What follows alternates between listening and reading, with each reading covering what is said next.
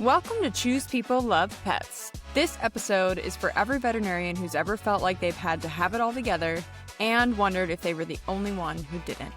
Today, I am joined by Dr. Christien Bolden, a veterinarian and host of the More Than a Dogtor podcast, who is on a mission to support early career vets through the chaos, self-doubt, and the pressure to be everything all at once. We talk about what it really looks like to step into this profession. He shares his story from not passing the NAVLE twice to learning how to find your confidence, your identity, and your voice in veterinary medicine. At the heart of this conversation is a simple but powerful idea. You don't have to lose yourself to become a great veterinarian. I'm your host, Dr. Brianna Armstrong, and this is Choose People, Love Pets. Dr. Christien Bolden, thanks for joining me on the pod today. You've built a platform called More Than a Dogtor, a Dogtor, D-O-G-T-O-R. What does that phrase mean to you?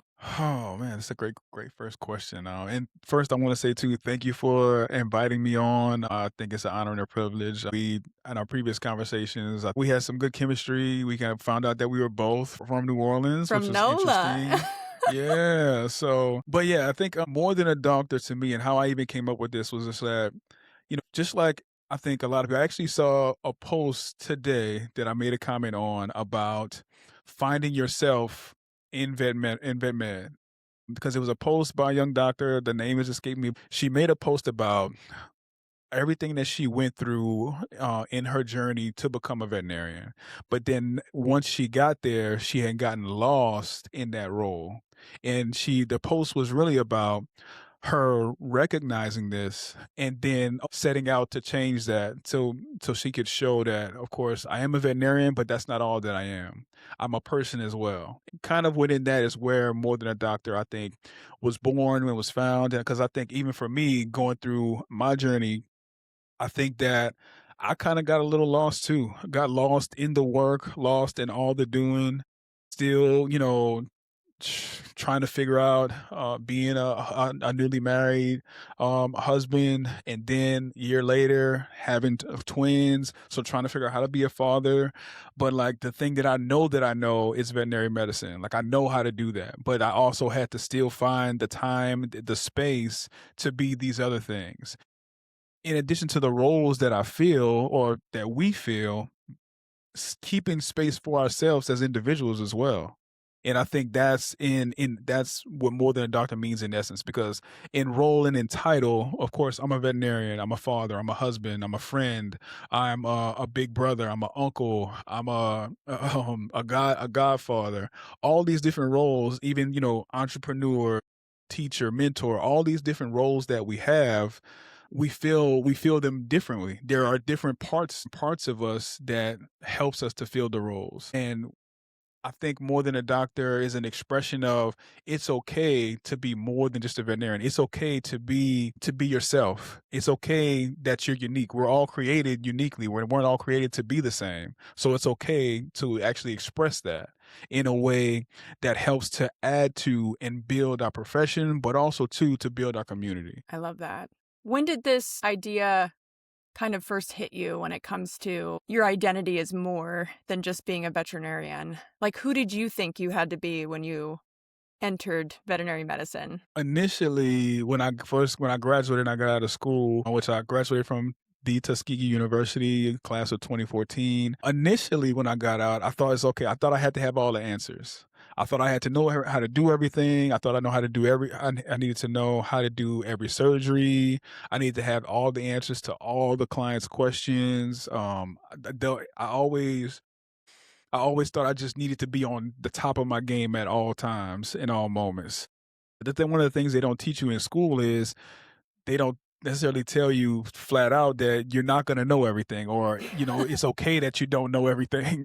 Because Totally. it's like the way they drill us in school is like they expect us to know it all in like the time that we spend in their class. But when you look at the flip side of it, they've been teaching this class for like 10, 15, 20 years, maybe longer, depending on the professor and, and depending on where you are. So it's like, of course they know it like the back of their hands because they've been doing this their whole life. Right. And we're expected to try to figure it out in in a semester. You know what I mean? And then hold that and add and build to that foundation all within a 4-year span. And then still pass boards and everything else. I So know. It was So like, much. I think me realizing that, okay, it was okay that I didn't know everything, but it was about my approach. Like, how did I approach each appointment? How did I approach each case? How did I approach the clients? And if something kind of threw me for a loop or it seemed like it might have been a curveball, how Mm. was I going to like pivot while still being honest, being empathetic, establishing a relationship, and then helping to build that relationship, giving them the opportunity to build trust in me as I even built trust within myself, so to speak. One of the things that I tell students all the time and new grads is like, look, when you first get out of school, this is I don't want to say like it's a grind. It doesn't necessarily have to be the grind, but it's about how you approach it and how you prepare. So just like if you think like athletes, they go to practice, they watch film, they study their opponents every week for every game.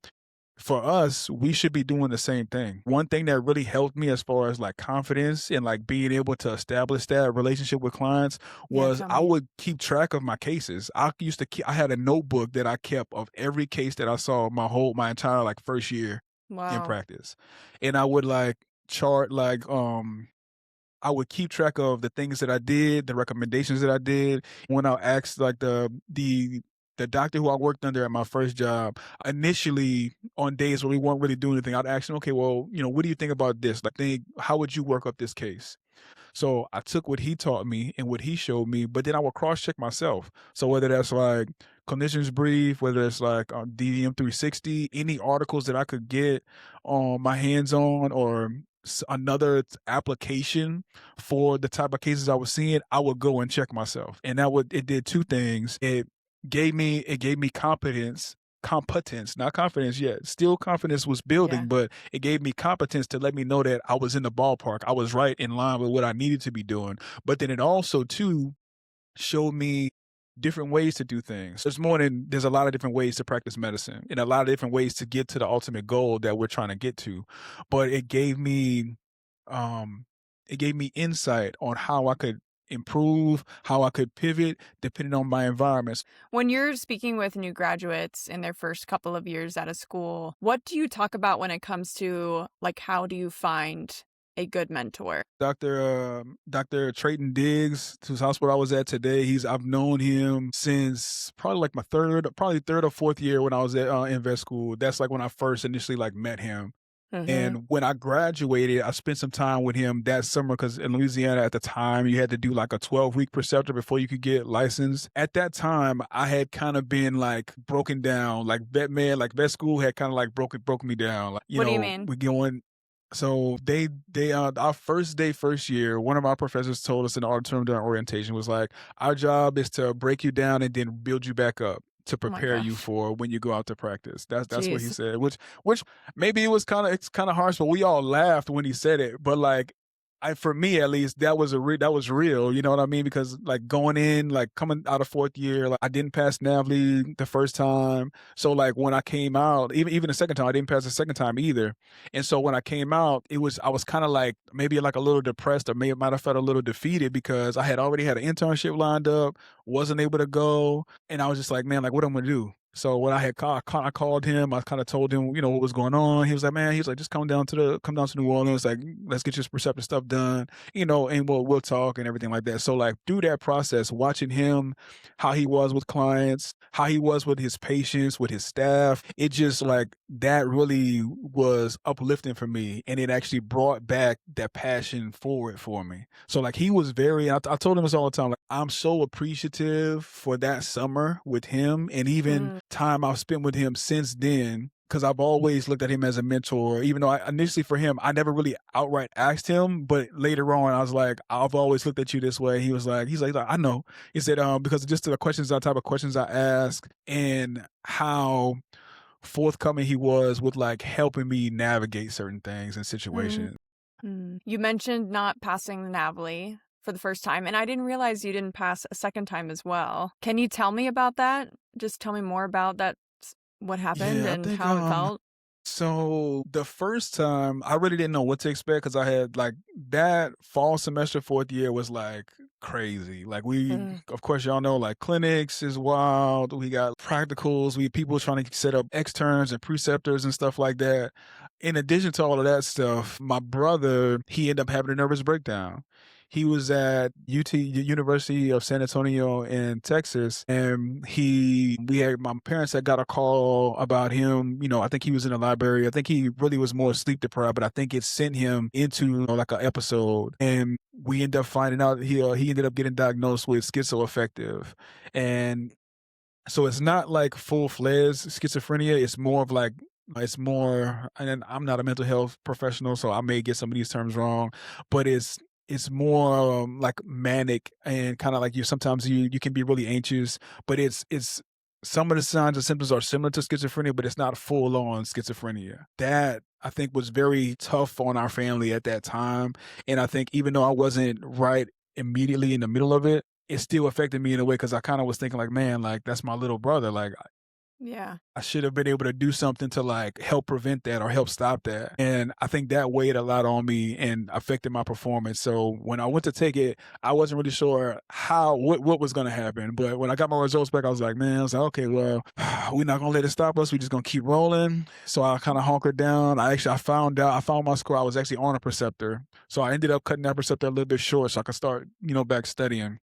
Kind of moving, get ready to take it. And I think probably like April, how many points? I was 14 points away. And I was like, Ugh. damn, bro, I was like right there. So like that, and this is like right before Crushing. graduation.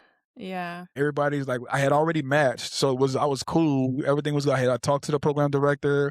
It was going to be in Milwaukee of all places, but I had talked to her. She was kind of just going to let me have like free reign, kind of learn as much as I want, get as much hands on as I wanted. I thought it would have been a good opportunity, but I ended up, once I found that I didn't pass that the second time, I was like, man, like it's just, we going to see. So that's when I had talked to Dr. Diggs. He welcomed me in because like I'm from New Orleans and like I actually stayed with my cousin that wasn't far from his hospital. So like, it was cool. It was kind of like comforting and more reassuring. And then again, like it just was that slow kind of building process, me building myself back up during that time. Yeah.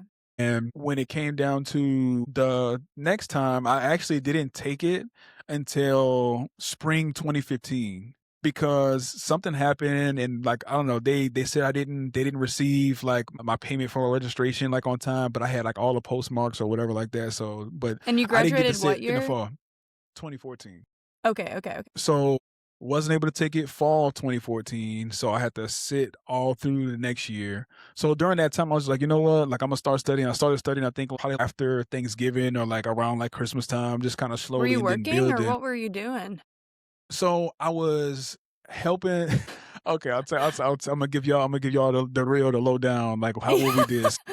I finished my preceptor. I came back to Baton Rouge because that's where my parents were living. And Mhm. I had my mentor's mentor, Dr. Raby, Dr. Clyde Raby. He is also a Tuskegee grad. He graduated, I think, in 1974 from Tuskegee. So I helped him. I was a tech at his hospital, and I was substitute teaching, and I was working at Banana Republic. Wow. You were Yeah. hustling. I had to because I Yeah. had to keep myself busy. This is also too around the time I met my now wife, Nicole. So she was like she was with me, as they say, like that saying, they say, you wasn't with me shooting in the gym. She was with me shooting in the gym. She kind of helped ground me and keep me grounded, and while I was studying and preparing for my boards and stuff like that. And it Yeah. was during that time that I didn't know, I guess I was talking to a group of students who are doing some NAVLE prep with right now, and I was telling one of them, initially I didn't know why I had went through all of these things, but after time and realization and reflection, it brought me to, I believe that God allowed me to go through those things so I could help other students in similar situations and also to give them perspective and insight moving forward. Were you thinking about that while you were in it? Like, is that part of what helped you keep moving forward through all of that stress? Tell me about what was keeping you pushing. I don't know if that was like a key like pillar of it. I mean, I knew I was going through it for a reason, but I wasn't necessarily sure like how that would pan out in later Yeah. on down the road or in the future. Because I mean, this was like even like what I'm doing now, this like 10 years in the making. You know what I Mhm. mean? So it's like I could not have forecast that it was gonna go the way that it did. But I knew that it had to be for a reason or it was gonna be worth it like that. I wasn't just not gonna like make it to the other side or make it over that hurdle per se. And I think even the way that I did things, I think it all was kind of like when I look back at it now, it's like a blueprint or like an outline, okay, of how to navigate things, how to help students now and new grads now prepare for when they get to that point. How did that experience change the way you're mentoring and showing up for others? I've always been like a big like encourager or even like kind of like connector. I know that's one of my gifts or one of my attributes is like the gift of encouragement or like bringing up the mood or like uplifting people, Yeah. uplifting the environment that I'm in. Hospitals that I've worked in, they always tell me like things are like not that things are bad when if I leave a place or if I'm not there, but it's just different. Like the aura Vibe and it, like the yeah. way that they play, right, the vibe, the way that it feels is just different. Because when I go into a hospital, I go into a place like work environment. I'm pretty calm. I'm collective. I'm serious, but like not super serious. Where like where I'm uptight. And I always speak to everybody, whether it's like from the receptionist to the technicians to the VAs to the kennel staff. I talk and celebrate everybody like how I would want to be treated. But I always think about some people might need that. You Mhm. never know what somebody else is going through. So if you can say something that's encouraging or something uplifting, if you can acknowledge, let them feel seen or heard, not in a way as you're trying to get something out of it, but just being that type of person. Like that's the kind of heart that I have. And I I try to love bring that. that no matter wherever I go. Where do you think that, like, not everybody is that intentional with the way that they present themselves to the people around Mhm. them? Where did that come from for you? My parents, for sure.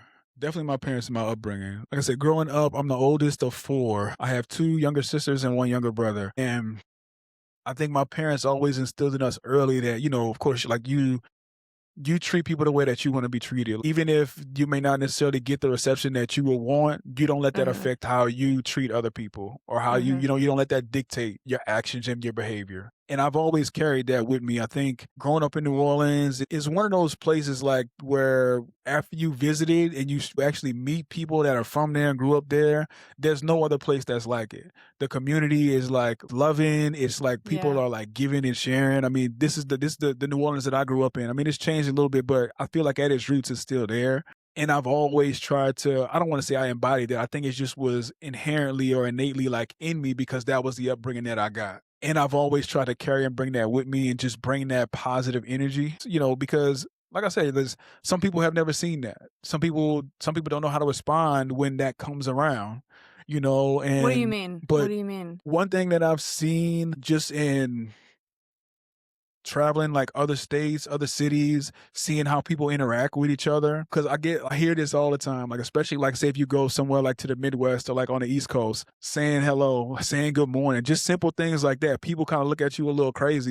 Even like when I first moved to Vegas, like people will be like, you say, oh, hey, good morning, how you doing? Or like you hold the door open for somebody, whether they're, older, younger, it's a male, female, whoever. People just look at you like you weird. And I'm just like, bro, like y'all, maybe it's like a Southern thing. I I'm don't imagining maybe know. you're doing a Southern thing. I But know it's what just you they look mean, at you though, yeah. weird, and it's just like people they don't know. Sometimes they don't know how to respond. They don't know how to take it, and Mhm. it's not that they know. Sometimes they might be just be rude, but sometimes I don't even think it's that they're being rude. I think it's that people just maybe depending on where you are. Some people just do not naturally express kindness or empathy. That's Mm. not usually that first response to anything. Yeah, I always, like, when I walk in the hospital in the morning, I say good morning to everyone, and there was one morning where I didn't say good morning to, I think there were 2 people I didn't, like, make eye contact with and say good morning, and they thought there was something wrong with me that day, and it was just because I Yes, was that's like usually right. That's the response you get when you don't do it because they're so used to you doing it now, and it's become like yes. routine and almost like ritualistic in a sense. Yeah, But but yeah, it's true, like, I grew up doing crawfish boils in New Orleans, and mm, once a month, the whole neighborhood would come together, and yeah, I don't hear about stuff like that in other No. areas, like, people don't necessarily they'll get together for the holidays and stuff, but you're not, Mhm. like, doing that kind of community event that Right. frequently, unless it's maybe within church or something like that, so No, you're right. You're absolutely right too. Because we had one of my neighbors across the street on the street I grew up on, Mr. Jimmy. We would Mhm. do like a street potluck, like you said, like once a month, where everybody Yeah, would bring something, or he would like bring the grills out, and we would all barbecue and like everything, like all the time. I can't remember the last time I saw that in a neighborhood, like I know, and it's been a while. Like it's I probably know. since then. One of the things I do with my hospital is we do a hospital birthday party at my house once a year, and I invite the entire team and their partners and everything. And I feel like I got that from those community events that I did growing up. And every time I do it, I'm like, oh my God, I need to do this like every quarter. It's just so fun, and I love having everyone together. And Right. I'm sure we'll get comments where people are like, we do this in other places. Like, guys are just Yeah. uncultured. Oh my gosh. Yeah. So I want to get back to if there are people listening who are getting ready to take their NAVLE or have taken it and maybe didn't pass and are working towards passing it, what would you have liked to have heard when you were going through that? The first thing I would say is that the NAVLE doesn't define you. It's not a determinant of what kind of doctor you're going to be or like what your work ethic is. I think it's just it's another hurdle that's there and that we have to get over and conquer. I think as far as approach goes, I think less is more when it comes to studying for NAVLE. Like I don't think you need all the PowerPoints and all the study guides, all the big thick binders. I don't think you need all of that. Some of it is okay, but I think initially when NAVLE time comes around, we get bombarded with so many resources, and it's like feel sometimes it can divide your focus. And while you're trying to just go here and here and here and here and here, if you just kind of sit with just a couple and you really dive deep into them, then you'll find out or you'll see in the end that that's more than enough. As far as like study materials, I mean, you have vet prep, you have Zuku. I think either or can work well. I think it just depends on what kind of learner you are, your study style. Because the Yeah. one thing I used both. I thought for me, I vibed better with Zuku. Hmm. Not saying vet prep is bad because I mean there have been plenty of students that pass using vet prep and plenty that use Zuku. I think it's more so about how your mind works and how your brain digests information. So Hmm. figuring out which one works best for you using that, and then having some supplemental resources I think is always good to have. I get on the soapbox and say I feel like there's no substitution for practice questions. The thing I tell my students now is like you want to try to replicate as close as possible to the real life situation. Because you know when you go in with NAVLE, you in there all day. You got 6 hours, you got 360 Oh, questions. interesting. So like study like that. Got Exactly, it. because Okay. the thing that I try to focus on now is mindset, approach, preparation. So when you think about it, even if you have accommodations where you take it over 2 days, you're still gonna be in there all day either way. Yeah. So Yes. how you schedule your study time, make sure you have at least your dedicated like 2 to 3 hours a day when you start. And we talking about starting like 3 to 4 months ahead of time. You won't even have test anxiety because you're already Yeah. gonna be used to sitting down for that time. So it's Yeah. like the test anxiety, like what test anxiety? You're gonna through having that repetition in those reps, that's gonna help you do it. Even with taking practice tests, structuring that how it would be on NAVLE day. Make sure you do all those things because it's all gonna help you feel more comfortable, more confident. There will be no question of whether we pass. The other thing I Hmm. tell them is just take not passing out of the equation. It's not We're an option. deciding that exactly. It's not an option. We taking that off the table from the jump. So Hmm. like whatever, and then you reverse engineer and think, okay, well, what do I need to do to achieve this? What do I need to do this? Hmm. And when it comes to like test questions and everything in and of itself, I think the big thing is really improving and mastering how to evaluate and break down the question in order to pick the best answer. But again, that comes with repetition, finding out what's important, what's not important, and then, okay, how do we apply this to the test? How do we apply this to this specific question or this specific scenario that they give? Those are the things that I think they should focus on a little bit more than just running through the top 20 and just knowing everything just verbatim or memorizing it. And I'm not saying that that's what students do, but I've been in school. I study for it. I know some people have photographic memory. Some people you cram before a test or a big block exam, and then the next week it's like, man, what did we study last week, man? I You know? know, yeah. What surprised you the most about your first couple years after graduation? How much I actually knew. I think that was like I think how much information I actually retained in classes, whether that be from studying NAVLE, whether it be from the labs or electives, or even when I went out on preceptor. Like I was surprised that I could recall the information back as well as I could. So for students out there, new grads out there, you know more than you think you know. And what I've heard from older or more seasoned doctors is that when you first come out of school, you're really on the cutting edge. Yeah. You probably know more of the new protocols, the new treatments, the new drugs than the other doctors do, the one that's been practicing for like 20 years, just because you are fresh out. Mhm. Especially being at a teaching hospital, they have access to a lot more resources and a lot more like new drugs and new research and everything else that the average doctor probably won't have probably for another 6 months or maybe another year even. That's just depending on what it is. Especially if some of this research is research being done at your school. Yeah, yeah. So that definitely surprised me. I would say surgery wise, I don't know if I was surprised by it, but I think I was just because I was confident in my surgical skills, it just allowed me to kind of to flourish.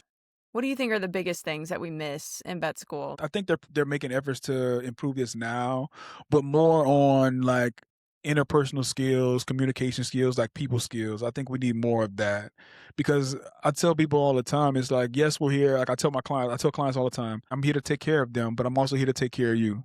Because at the end of the day, they can't talk. So if I can't take care of you, that won't put me in the best environment or help me cultivate the best environment to take care of their pet. You have to get aligned with them in order. Like, yeah, I feel like 90% of our job is just if we can communicate effectively with the client, then we'll get everything done that we want to get done, barring sure. financial limitations. Right. Within reason. In the beginning, when we were talking about what more than a doctor means to you, you were talking about this kind of authenticity in your professionalism. And I've heard how, like in our conversations we've had before, you really want to help new graduates and veterinary professionals bring like their authentic selves to the job. What do you mean by that? Bring in your unique self there, within the realm of still being professional, and what's expected. I think you shouldn't necessarily feel that you're being boxed in to a specific category or a type of vet or a type of person when you come into a practice. Even with how you interact with your clients, you want to be yourself. You don't want it to seem like you're playing a character or like you're being robotic. Like the person that you are that's true to you is how you should express yourself, because I feel that that's what's going to make the impression on your clients. That's what's going to set the stage and help cultivate an environment where they can trust you with their pets, or the extension of them, which is their pets, because they're family members. So when I go walking into a practice, I want to be honest. I want to be inviting. I want to be helpful. I want to be empathetic. I want to give them the recommendation or like the treatment that if my cousin or my sister or my brother, if I wasn't a vet, I would want the treatment that I give, or how I'm intentional about it, is I would treat them like how I would want somebody to treat somebody in my family. And that's from how I address them, how I address their pets, how I come up with my treatment plans, how I convey or communicate that information. So I do it in a way where I don't talk over them, I talk to them and with them, so that they can have a better understanding of why we're here, the reasoning or philosophy behind the treatment. And they know what we're doing, they know why we're doing it. And if they don't approve every recommendation, they have a blueprint, what to expect, the pros and cons of it, and how we can proceed, say if things don't necessarily go the way that we want it to go. I can imagine that if you feel like you're just playing this role of veterinarian and you're not really bringing your true self to that job, then it can be really exhausting. And a part of me wonders how much of the burnout, and especially like the turnover in the first couple of years, has to do with like I'm in a practice and I just it doesn't feel right. Like I don't feel like I'm in my groove, or that I can be myself. I have two questions. My first one Sure. is, where do you think vet med is asking us to like it's very easy for us to get into that position of feeling like we're acting and masking and just trying to be this veterinarian that we've worked our whole lives to get towards. Do you think that feeling and the movement of us into that position starts in veterinary school? Is it like the culture in the hospitals?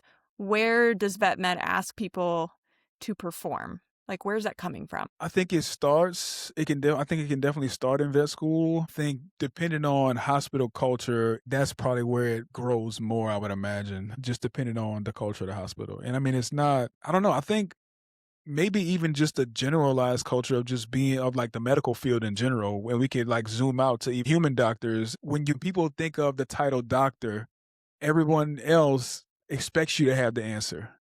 They expect you to be here. They expect you to show up.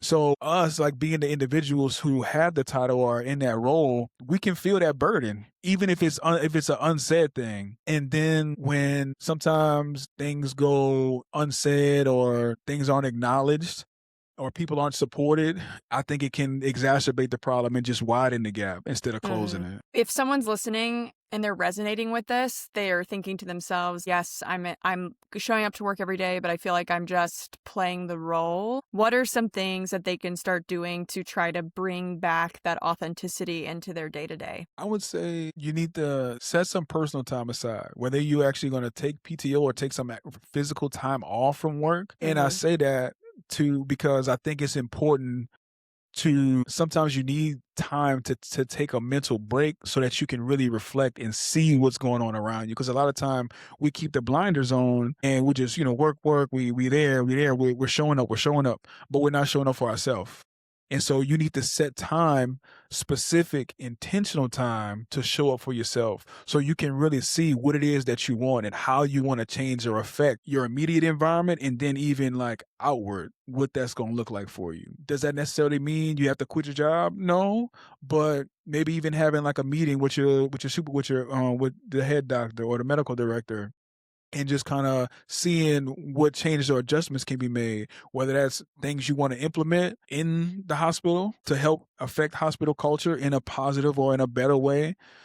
Maybe things can be done differently, or if it's off time or work schedule, and like those are things you want to assess. Or are there other interests or other things that you want to do or you need to incorporate, whether that be working out, whether it's hiking, whether it's traveling more, whether it's spend more time with your family, like if you're married or, even if you're not married, but your mom and dad, cousins, nieces, nephews, what have you, you have to cultivate the type of environment and type of lifestyle that you want for yourself. Now, will that come with making some changes? It will. But it's important to do that so that you don't let it break you down and tear you down.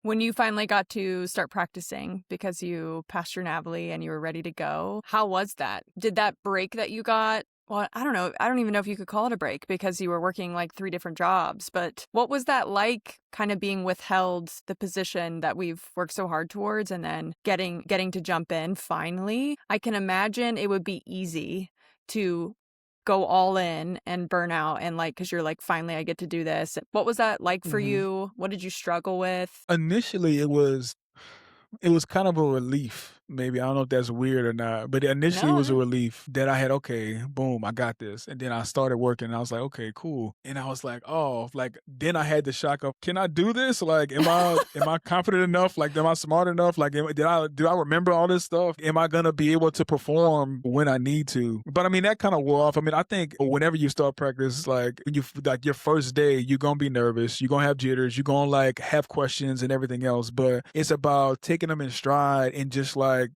relying on the foundation that you have built. Then learning that it's okay to say that you don't know, but have a follow-up ready that, but I know how we can find out. I know where to go to find out, or I know how I still have a plan to help us resolve the issue. In the beginning was rough, but I think once I kind of just calmed down, I got the jitters out and the anxiety out, I was good. What was your biggest struggle? Biggest struggle, learning how to say no. Yeah, I think learning how to say no, because my first, maybe I kind of felt like a part of me felt like I was behind a little bit. in Yeah. practice. But I mean, real like totality is like I feel like now I would say there's no such thing as behind because you when you start is when you start. Yeah. But learning how to say no, what I mean there is like learning how to prioritize myself instead of prioritizing my title. Cause I did the first job that I had, I worked there like a year and a half, maybe almost 2 years. And then I went, and at this practice in particular, it was the lead doctor, the owner of the practice, and it was myself. And then we had GP during the day, and then we took call at night and on the weekends. And so for like on call, we had like a few doctors that we kind of rotated in on a schedule. But if anybody needed anything, I would always go in to like help if somebody needed it. And even when I went to Vegas, Vegas was a little bit different because it wasn't so much emergency, but it was a busy like 10, even I think maybe 11 doctors that practiced at one point in time. And so we were super crazy. And in that practice, it's kind of when I got my first taste of like teaching and kind of mentoring because it was crazy.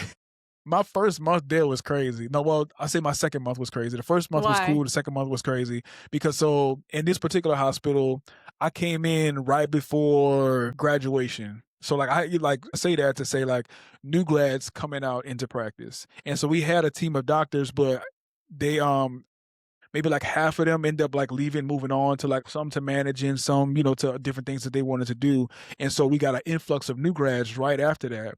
And so it was like a month time where instead of us having like 7 or 8 doctors, we only had like 4. But we were still doing like seeing this pretty much the same amount of cases. So I was like running around with like a chicken with my head cut off. But I got through that. Ooh, like cranking cases out, like just grinding. And he was like, man, like she's like, you gonna be all right. They was like, you gonna be all right.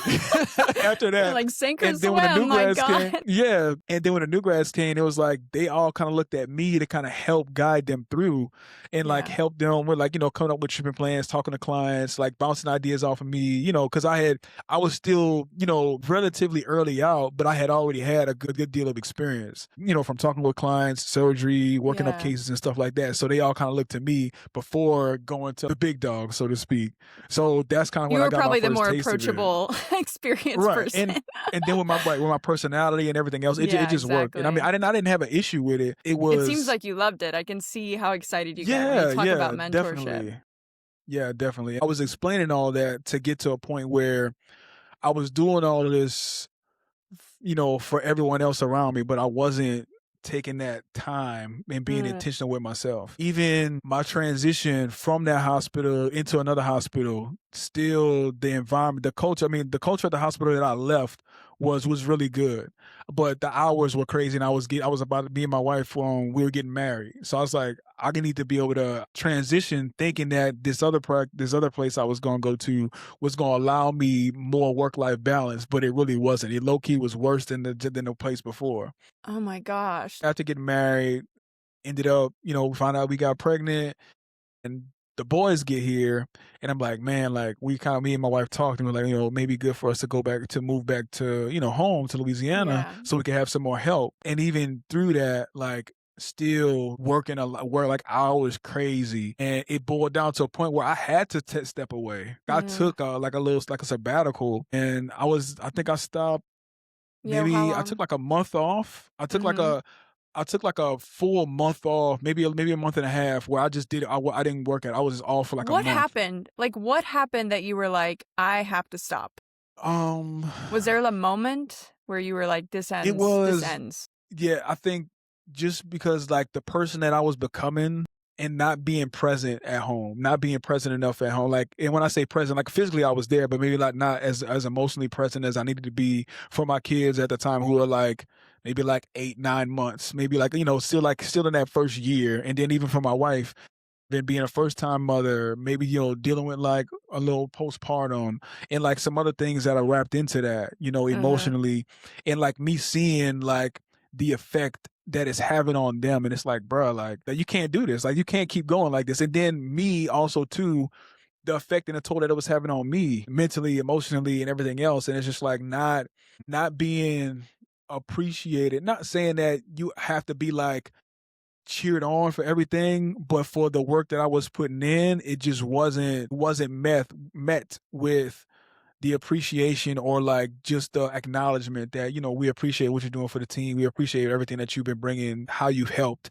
and the additions that you've made here. Not saying that I had to have a pat on the back, but it's just like showing it by giving me the support that I need, whether it's the staff, whether it's like the understanding with like work schedule or, flexibility, a little flexibility here or there. Things like that, and that just weren't there. And I feel like it was just kind of like the environment that I was in was more so toxic than it was positive. And Yeah. I think it just wore out on me. It took its toll on me. And I think I just got to that breaking point where it's like, well, I can't do this. Like, I got to go. Like, my family is more important. And from there, from that point in time, I've been way more intentional, because this was probably, when did this happen? This was post-COVID, maybe like 2021. I think, where I took that break. And Yeah, after after that probably like month, the worst year in vet med for insanity. Crazy. And so 2020 maybe was it's just crazy. like, it's wild, man. So, and I made the promise to myself, to my wife, to my boys. Well, I mean, they couldn't talk at that point. They didn't know what I was saying, but I was like, that they would be the priority, even though I would say that I would always say that they're the priority, but like the way I was working, I was allowing work to get in the way of that. Yeah. And I think that was the point in time where I was like, I'm never again will I allow that to get in the way. And I think it's why I kind of moved into relief, doing This relief was after work. your sabbatical? Yeah. Because during it, I think my mentor had mentioned to me a colleague of his that needed that was looking for somebody to come in, a couple of days a week. So that's how it started, and it just grew to like me doing more and more and more, and like word of mouth and things like that, and just other avenues that end up opening up during the time. Yeah. And Can I ask it worked. you? It worked. Sure. Can I ask you what the sabbatical was like? Like you were hustling for literally from like 2014 to 2021, right? Like multiple jobs. So you got the NAVLE done. Then you went to Las Vegas. It was insane. Everybody knows that Las Vegas program is crazy. And then COVID hit. You're at a toxic culture hospital, burning at both ends. And then it all stops. And that's gotta be wild. Yeah, so let me clarify. The place that I went to, like the group that she's talking about, that wasn't the toxic environment. Let me put that out there. So I'll say Thank that. you. So Thanks for the clarification. Yeah. Let me clarify that. So it was two different hospitals. The first one, private, great. Second one, you can probably guess what place it is. I'm not gonna say it, but you can probably guess. Okay. But yeah, so everything stopped, and it was needed. It was even enlightening to a certain extent as well. Yeah, what do you mean? So I got a chance to really dive into like, I don't want to say like dive into being a father, like, because I was already a father and I was already spending time with him. I was able to spend more time.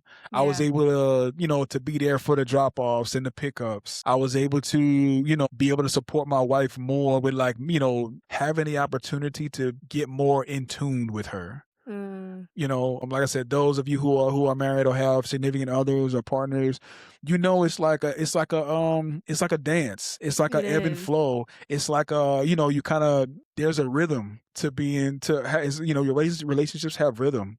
Yeah. And being in a good rhythm where y'all are on the same page, the communication is good. You kind of, you just have a better understanding of each other. Because the one thing too, conversations I have like, with my wife, and even when I talk to my friends that are married, it's like, we're not the same people we were when we first started dating. Yeah. And that's not a bad thing, because we change over time. We change and grow. We learn things. We adapt. Our bodies change. The way that we perceive a certain situation may change in 5 years, in 10 years. So me having a chance to really sit and like learn the person that she had become after being married, after having kids, that was, I think, very instrumental in like how I'm intentional even now, and how I tell her all the time, like, one of the things that I pray for now is like that I continue to love her more each day, and I continue to learn her better each day, because we all change, and I pray that same thing for her, and like from my perspective, like that she continues to learn me more and love me more, like better each day, because we change each day. And I think even with my children, like, seeing them grow, they're 6 now. Seeing how they were when they were, 6 months to like 12 months to 18, and now they're like 6 years old, and now their personalities are like, you know, super like ingrained and developed, and they're super different, even though they're twins. So it's like it's learning like their tendencies, learning like their rhythm. Like it's a rhythm I have with each of them. It's a rhythm I have with them together. It's a rhythm that our family has that's together, and even the rhythm I have with my wife. So being able to be more in tune there, so that we just kind of maintain this cohesive like family unit was, I think, really Mm-hmm. instrumental to me. And like once I felt that, I never wanted to give that up. I said I would never give that up. I would never let anything get in the way of that. So what were the boundaries you set? Like you're re-entering the workforce, doing relief, and we're going to talk more about like where you're headed. What were the Mhm. boundaries you've put in place for yourself and like guidelines in order to help maintain and preserve that kind of this new rhythm that you're in? Initially, it was like no weekends, and I wasn't doing any emergency overnight, like for a while. Like I kind of dipped my toe in a little bit, and I was like, you know what? I think I'm good because I had enough emergency in the beginning. But the big thing for me initially during that time was like no weekends. Especially doing like relief, I was able to do that because I could just kind of make my own schedule basically. So it worked. That was like probably one of the bigger things. It's like no weekends, and I wanted to make sure that I could be home once they got home, or like it was like the time wise was pretty close. That way I could make sure that my wife had support. Like we could kind of, tag team, or like, make sure they had what they needed together and do it Yeah. as a unit instead of it just being one of us. That was definitely the biggest thing. I think the other things were, I think it really was like just time. So like no weekends, but me having time that I needed so that I could like get myself together. I think I got into therapy initially just to kind of like vent some of these frustrations out and just kind of like learn how to develop better coping skills and like ways to handle things, whether that's at work, at home, just within myself. Those were like the first two things that I did. And I mean, that really took me a long way because as I did that, and even incorporating like, um, like devotion, spending time with God. Because I mean, I'm a Christian. I do believe in God. I hold that very near, dear, and strongly. Taking my time with him to kind of get Mm. guidance, get direction. Those things were the three things that were important for me, and those were like the pillars of how I continue forward and like even establish the things that I still hold to now, with being like disciplined, being intentional, and just reminding myself that I'm not in it alone. I'm not in it by myself. Yeah. Can you tell me more about what coping mechanisms are working for you? Like what went well? So definitely, of course, like strengthening my relationship with Christ for sure. I think me having with that, looking at mental health, spiritual wellness, also physical wellness, like be like working out more consistently. Meditation is another big thing. Like you want to put prayer and meditation together. That's kind of how I incorporated it.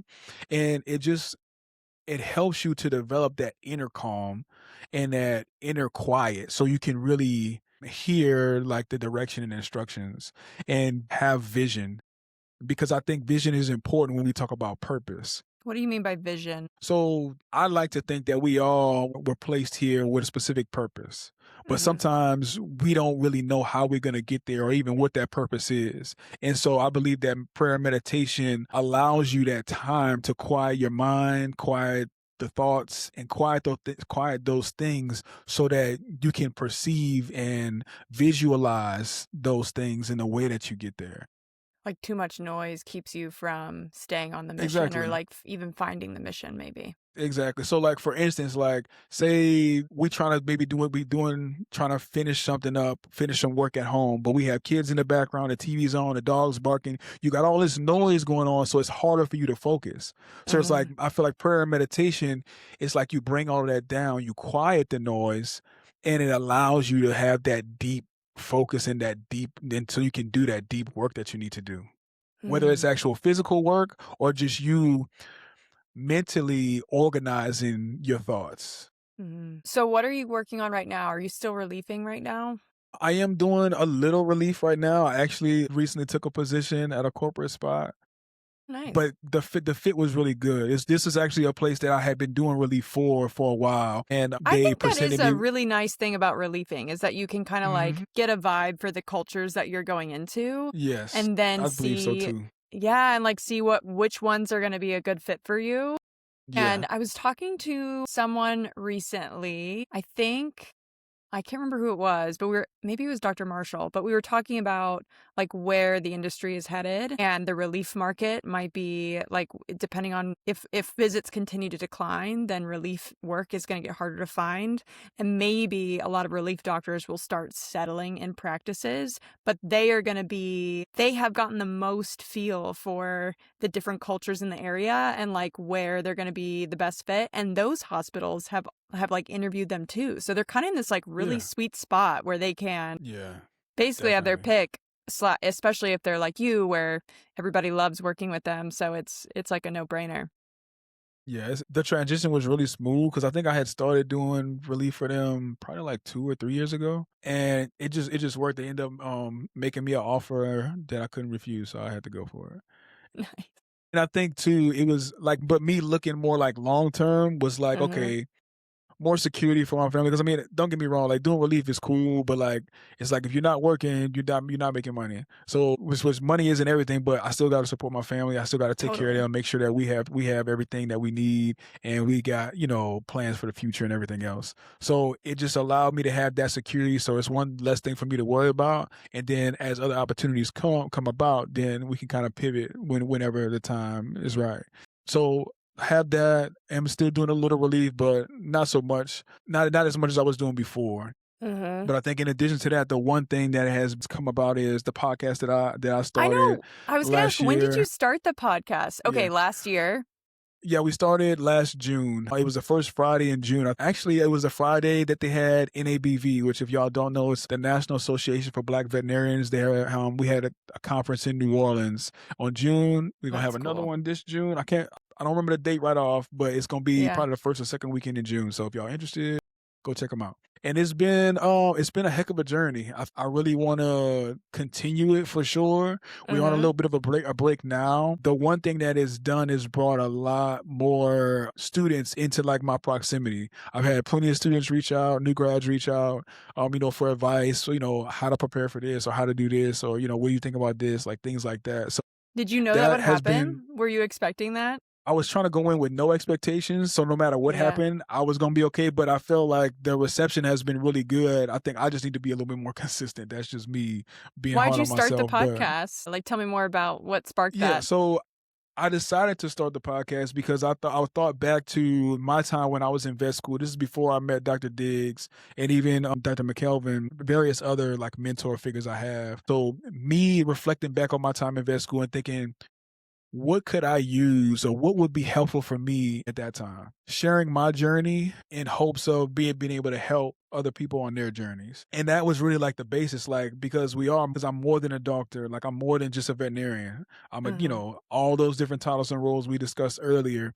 And in that, letting students know, even at their age, or even be like, whether it's pre-vet, whether it's vet school, whether it's new grad, like, you are more than just this. So me sharing my journey and even the journeys of others, like students and seasoned clinicians, us all sharing our stories, sharing our experiences to help uplift the community and uplift those who aspire to be in the veterinary field too. That was like the idea behind it. One thing I wanted to be sharp on was like really highlighting the experience of current vet students Mm. and current new grads. Like, what are they going through now? Because we all have seen similar things in one way, shape, form, or fashion. But how did you handle it? Because we may not all have handled it the same. Things still may have turned out well, but I think it's good for us to see that we're not alone in in the experiences that we're having. And there's nuance to it, and being able to glean from each other, I think helps the community as a whole. Why is this important to you? Because it's something I didn't have. It's something Mm. I didn't have that I didn't have access to. Because I did not work in my first veterinary office until probably summer after my freshman year in school. And to Dr. Mary McCain, thank you, in Houston, Texas. If she sees or hears this, I appreciate you, and we need to talk. To take it to, I guess, on another note, even seeing a veterinarian that looked like me, that wasn't until I got to Tuskegee. I mean, technically, I did a summer program there in high school, so that's kind of when I first saw it. But like really, like in the flesh on a daily basis, that was kind of like my first real exposure to that. And so, if I can be that for another little boy or little girl, that motivation or be that agent to let them know that it's doable, it's something that they can do and they can achieve, then I want to be able to do that for some, for whomever is out there that's looking for that guidance or that example. I love that. That's beautiful. I love what you're saying about the example that you want to set and trying to fill a gap for something that you didn't get and really being that person for others. So maybe you can give people the experience that you wish you had had. What projects are you working on right now? I've heard that you might be working on some things to like help facilitate that. Tell me more about what you're working on. The thing that I'm currently working on right now, and I'm actually in the process of trying to build this out into like a full-fledged thing, is one thing that came from me starting a podcast and being on social was students looking for help and guidance with NAVLE. These are now I have some mentees that are in school that we kind of just went through it, and then they kind of spread to other students, like, I don't know, I guess like word of mouth that I was doing like NAVLE prep sessions. And like one-on-one NAVLE prep sessions, like sitting down with a student. And initially it started as that, but now it's like I have like a group of like 5 students right now, and we do like Zoom, we do Zoom calls where we go through questions. I help them. I watch how they navigate the questions, and then I help to tweak their process. And then once we do that, I help them kind of see, okay, how would I take notes on this? Like if I'm going to remember this or study this, how would I do that? And also too, so I mean, is that part, but then again, like I mentioned earlier, the mindset, like how should you even be approaching it? How should you create a study schedule? What should you focus on? How long should you study? How many times per week? How many species you should cover in each study session? Those are the type of things that I'm doing now. And it's been very fulfilling and rewarding. Like I got a group chat with them now. So shout out to the gang in the group chat. So they have access to me, whether it's text, call, what have you. Even in between the calls, we do our calls. They're like weekly, and I'm in the group chat, so I'm active. Like dropping encouragement, here and there. Like if anybody needs like some personal accountability, and that part is when we do stuff like that. So it's like it's accountability, it's encouragement, it's mindset, but then it's also like approach and skill and like being more intentional about how you're studying. Mm-hmm. And I would like to maybe broaden this out to maybe some kind of like mentorship program or something like that. I actually have a webinar that's coming up it's in collaboration with Ready Go, and this is going to be in May. It's going to be kind of like a NAVLE prep, like a NAVLE strategy prep webinar that we're going to do. So when the dates come out for that, it's going to be in May, maybe the third or fourth week in May, but I'll release that as it gets a little bit closer to it. I can drop it in the show notes too if we Yeah, get definitely. dates by the time this releases. So we'll definitely put as much information as we can in the show notes for people. Thank you. We appreciate it. Yeah. No, that's so cool that you're partnering with Ready Go. Danny Rabwin's been on our podcast too. So she is amazing. If y'all don't know, she's super amazing. Yeah. And I appreciate check out her her episode. Yeah. That's so cool. Yes. What an incredible opportunity that came out of something that was really like a trying time for you. And honestly, the best leaders that I've met have had phases in their lives where their confidence was really shook. It's just like, I feel like you need that stuff to really get you the grit that helps you move forward. Yeah. And it really puts things into perspective. And I wish there's got to be a way to help people gain the confidence without them having to go through struggles like that. I haven't quite figured that out yet, but it's out of those things that bore these communities and businesses that I'm seeing all over the place, the more veterinarians I talk to and veterinary professionals I talk to that are doing really cool things. Dr. Bolden, what haven't we talked about that you wish we had? Man, time went like that. I know. Time flies when you're having fun. I know. I think, I don't know, maybe things I enjoy doing outside of it, man. Yeah, let's hear it. Perhaps. I mean, if I was not a veterinarian, I would probably be a chef, and I probably have my own restaurant or maybe a few restaurants by now. Yeah. We do know how to cook in New Orleans. No, we definitely do. We definitely do. And I think cooking was like part of my like routine and like decompression when I was in vet school. I would cook. Like, so I when I love got out of that. class, instead of like running to the library to study or like going home and study, I would come home. Sometimes I might work out, but if I didn't want to work out, I would cook dinner, I would relax, and then I would go to sleep.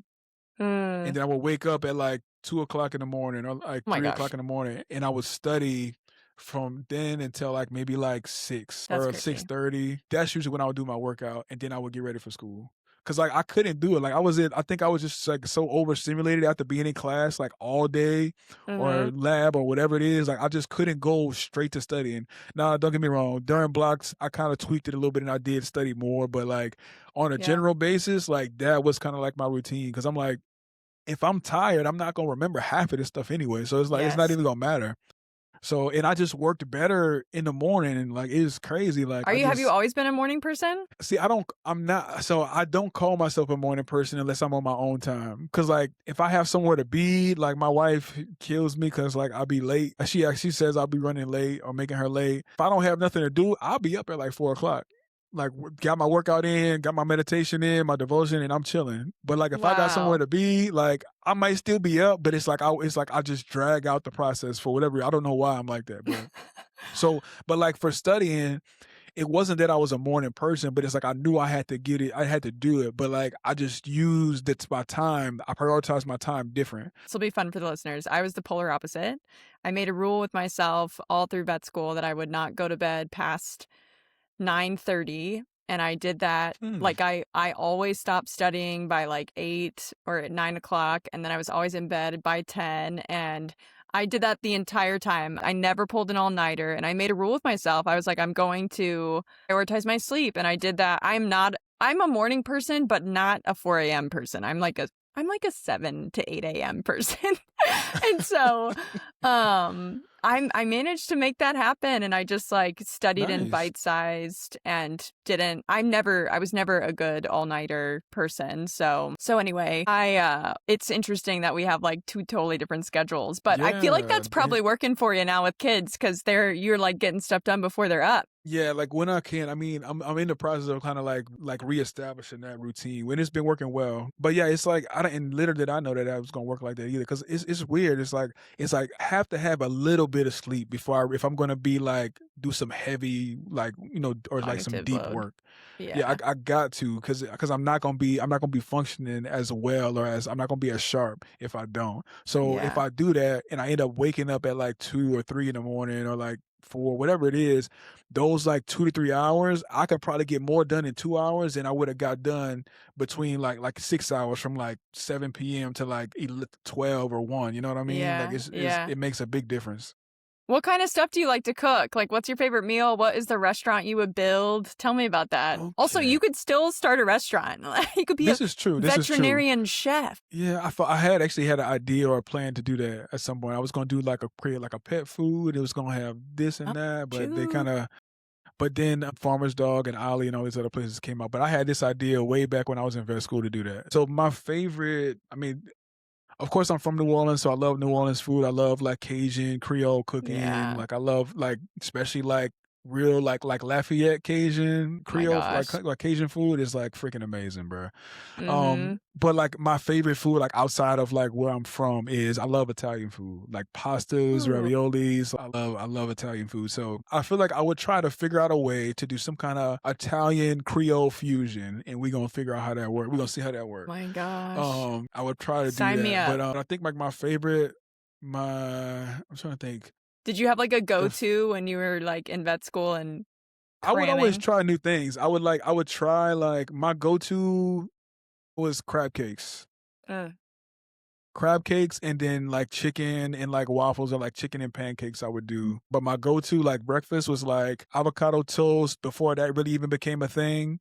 I do because I had seen it on like YouTube or something like back in yeah. undergrad. Crab cakes, avocado toast, salmon. So I'd have like the salmon lock situation, Mm, but I would put the salmon on the avocado toast with the egg, and then I would have the crab cakes on the side. That was like my dang. quick go-to thing. I always had to have that. Are you experimenting with food now? Not as much as I would like to. I'll say that's another thing too. I've been starting to get back into is like cooking at home more because what got like really busy this past fall was super busy. The boys are older, so they like got activities and stuff with school. So we just Yeah. been a lot busier lately. But I'm getting back into it now. Like I started. My wife, she makes some amazing red beans and rice. So I that's used like to meal usually our prep that in vet school. I would do red beans and rice with andouille sausage, and it was actually. like a Maybe that's a reminder. Like when I was in vet school, I was president of the Human Animal Bond club, and we uh did a lunch and learn. It was like a lunch and learn, and I made red beans and rice for the school, and they like was raving about that stuff. I So that bet. was, I'm sure that's like a core memory for all the vet students. yeah. I want to get better. If it's one thing when it comes to cooking, I want to get better at baking. Like I'm not Okay. like a Oh my God, good baker. I need to get Christian. better at baking. I had never made bacon before, and I No, tried no, to no, no, make it. not baking, but like baking cakes, Great. like You're going to pastry. save me from my embarrassing bacon story. I want to hear this story though. This sounds like a good story. Oh my God. I was making bacon for the first time the other day, and I didn't know that What? when it's in the oven, it's still Uh-huh. like flaccid, like wiggly, and it didn't look crispy. And so I left it in there, and by time I pulled it out, it was like black. It was just like completely burnt. And it Oh my was gosh. so bad. It was not edible. It was not Yeah, you good. gotta let it rest. You gotta let it rest up for a little while. Like you take it off, whatever the timer is, or it's like 12 minutes, 15 minutes, 18 minutes. Even if it doesn't look done, just take it out and then let it rest, and then it's gonna be all right. You Well, drain your grease on your paper towels, or if you got one of those like little I racks, you put it know. on there. I didn't do enough research, and it was charred. It was.